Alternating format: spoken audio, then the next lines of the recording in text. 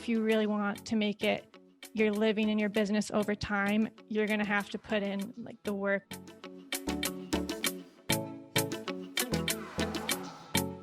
Hey guys, this is Ben from Flippa. I'm here for another episode of the Humans of Flippa, where we get to meet with some of the great people behind all of the thousands of listings that you see every day on our marketplace. I'm really excited. We're joined today by Stacey Caprio, who's coming to us from Chicago. You can see the beautiful skyline behind her there. I don't know if I can see the bean or anything behind you, but got some skyscrapers. Somewhere back there.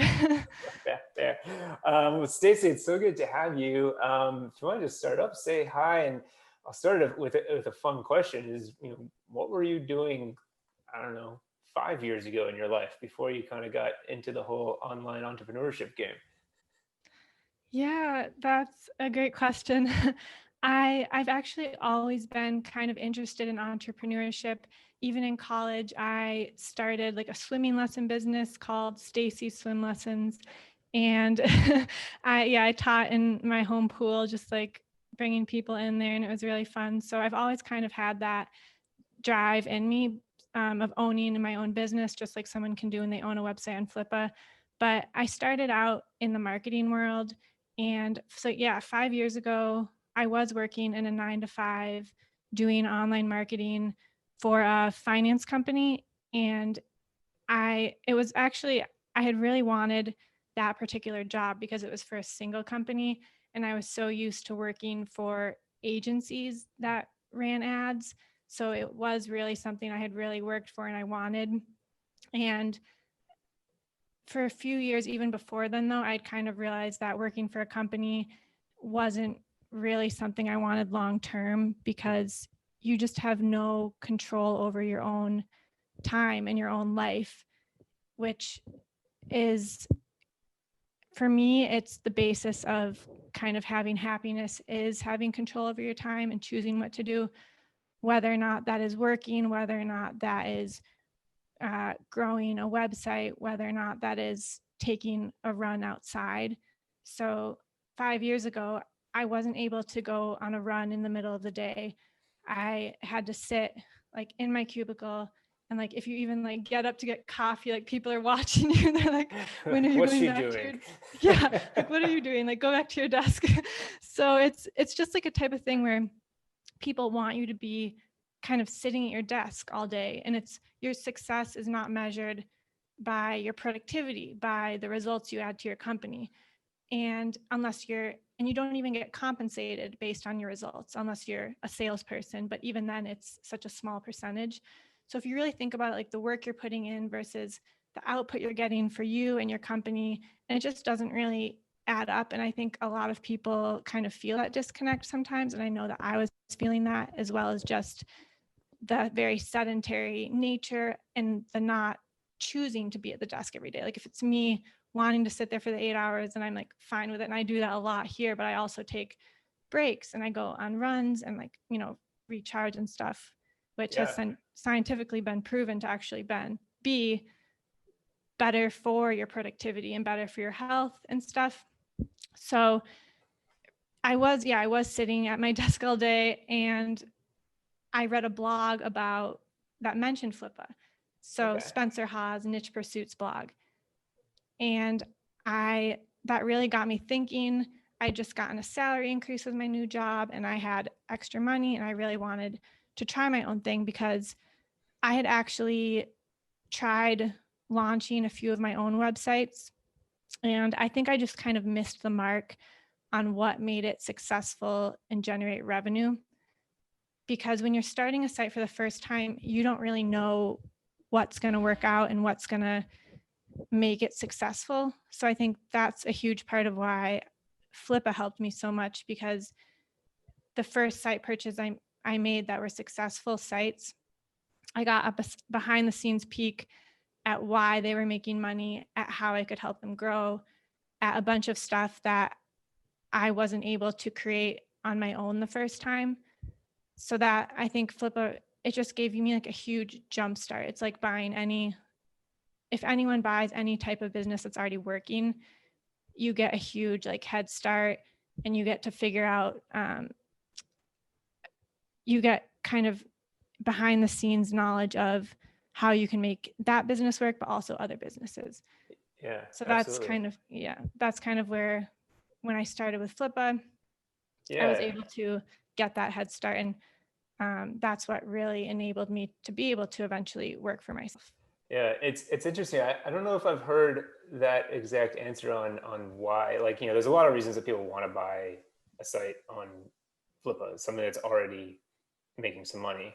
Yeah. Usually that answer is just, well, you instead of starting from ground zero, and it can take anyone who's worked on SEO, it could take a long time to start ranking. But it's interesting that you have that also that notion of like, especially as a beginner, when you were that it gave you like an insider's look into not just like starting and already have a little bit of traction, but now I can see like, oh, okay, they're making money this way, and this way. So now I know like kind of what to tinker with. It's kind of cool. Yeah, I'm surprised no one has said that before. I know it's a shortcut, but it's also, it gives you that like special knowledge and stuff that you can learn on your own, but I think it would probably take a lot longer. And I obviously didn't learn it on my own. So yeah. Yeah, no, it's interesting. So it sounds like you started sort of like as a side project, almost like an experiment, right? Like how can I make money with this? But like, so what got you to the point that like pushed you over to the edge and you were like, well, I think this is working. It's time to like go big or go home. That's actually a really interesting question, because I don't know if you know my backstory, but the first two purchases I made on Flippa actually didn't really work out for me. But right from the start, I knew that it was for me, because even though the first purchase, the seller super inflated the revenue, and I bought it without kind of diving in and verifying that, Mm-hmm. I still remember getting that first affiliate commission. And I just felt so happy seeing like $2 in the Amazon Associates account. It was just the greatest feeling, because you see that money there. Yeah. And you're just like, whoa, this is really possible. Like, I can make money online with this website, with other websites. And so obviously that purchase didn't fully work out, but I kind of knew the possibilities just from seeing that. And then I kind of went on, it was actually my third site purchase where it recouped all the revenue, obviously, that I'd lost before, plus more, plus it was bringing the monthly income. And then the fourth one was just like way more. And that's actually what enabled me to move out of my grandma's house, because I was living with my 93-year-old grandma, to save money. And that's actually part of the reason I could spend money on websites, because I wasn't spending it on rent and all of that. But Yeah. so the third website showed me the possibilities, because it started to actually like return an investment on what I'd put in plus more. And then the fourth website, I was just like, whoa, you can actually grow a website by doing SEO, adding content. I grew that one mostly by adding tons of content and doing really good SEO on it. And so that one was really just like, it was a long-term growth play. I know people love hearing the short-term wins when you can just switch an ad network and double revenue, or just speed it up and get more traffic. But a lot of times it's not the quick wins that people love so much. It's the just long-term, everyday posting, working on it. And I found that's where you really get the exponential type growth. Like, sure, you can get a few quick wins, but if you really want to make it your living in your business over time, you're going to have to put in like the work over time as well. Yeah, absolutely. It is. I think, we hear so often on Flippa, and you see it all over the internet, websites, newsletters, everything is like, how do you make passive income? And we always preach to like, there's no real such thing as passive income. I mean, sure, if you want to make $75 a month and maybe buy yourself, dinner once a month, then sure, you can get passive income. But who needs $75 a month? To actually run a business takes work. Just because it's online doesn't mean you just sit back and push a couple buttons once a day and go on your way, right? Exactly. Yeah. Someone needs to be creating the content. Like for my third site, it was actually user generated content. So I didn't really touch it, but it's not like it was just magical content, like, or nothing was happening, like stuff was being created. I just wasn't like hands-on, but someone has to be doing the work, whether you outsource that or whether you do it yourself. Yeah. Yeah, absolutely. So it's interesting on those ones where you, I mean, we'll call it failure because it sounds like they were like failure stories in one way or another, but obviously it led to success. So maybe they're hidden success stories. But was there anything like in those like where obviously you were probably kind of like punching yourself in the face saying, "Oh my God, I can't believe I'm losing money on this." But like there must have been some sort of light bulb that was going off at the same time where you're like, okay, there was a mistake here, but also like there's like something I learned that I'm like, all right, now I know something I didn't know before. I just need to like turn a couple dials, do something a little bit different, and move on to the next phase. Was there like kind of like some lesson in those mistakes that sticks with you?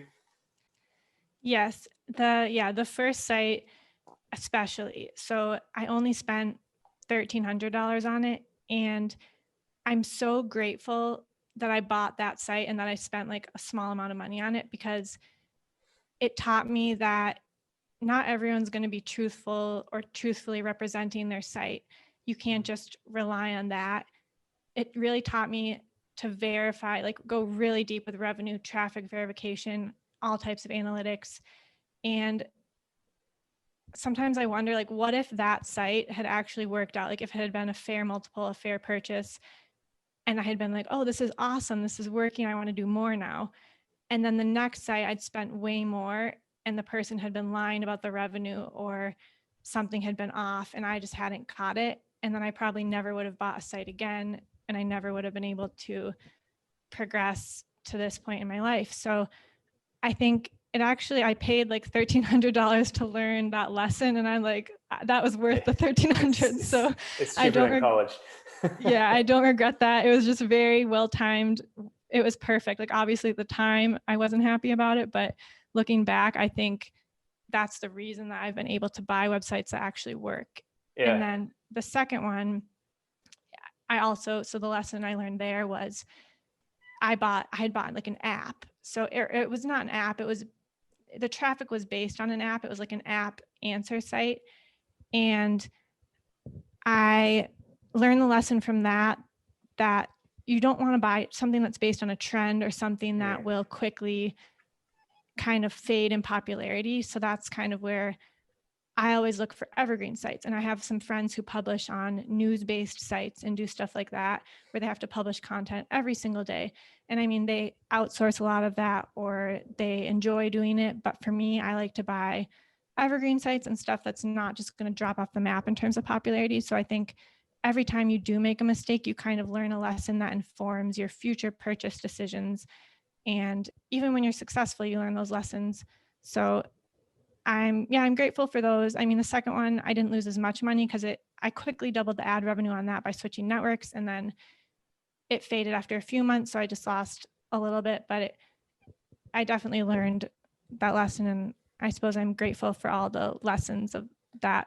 It's true. I mean, you hear all these, billionaire entrepreneurs on TV and whatnot all the time, and they all have stories of failure, and that's where they learned how to do the next thing right. And it makes sense. Like if you had done really well and then spent $100,000 and bought some crazy site and lost all of that, you would not be very happy. Yeah, that would be worse. I think I had the better progression. Yeah, it's very true. So what is your life like now? How many sites are you running? Is there one that's kind of like the bulk of your time and your profit? Like how's that work?